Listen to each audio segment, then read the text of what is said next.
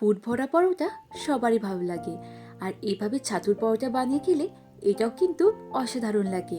তার জন্য আমি এখানে ছোলার ছাতু, গুঁড়ো লঙ্কা, স্বাদ মতো লবণ, আদা বাটা, জিরে গুঁড়ো, ধনে গুঁড়ো আর একটু জোয়ান দিয়ে ভালো করে আমি মেখে পরে তেল দিয়ে আবারও একটু ভালো করে মেখে এইভাবে একটু ময়ান দিয়ে নিয়েছি। তারপর আটা বা ময়দা মেখে এইভাবে লেচি কেটে ভেতরে ওই ছাতুর পুরটা দিয়ে ভালো করে মুখটা বন্ধ করে গোল গোলভাবে এইভাবে পাকিয়ে নিয়েছি। তারপর কি রুটির আকারে এইভাবে বেলে তাওয়া গরম করে ওতে এপিটোপিট ভালো করে সেঁকে অল্প একটু তেল ব্রাশ করে নিলে রেডি আমাদের ছাতুর পরোটা।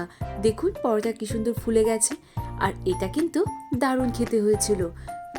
আমি কিন্তু এখানে তরকারির সাথে এটা সার্ভ করেছি, চাইলে আপনারা এটা আচারের সাথেও খেতে পারেন। আজ এই পর্যন্তই, দেখা হচ্ছে পরের ভিডিওতে। Tata bye.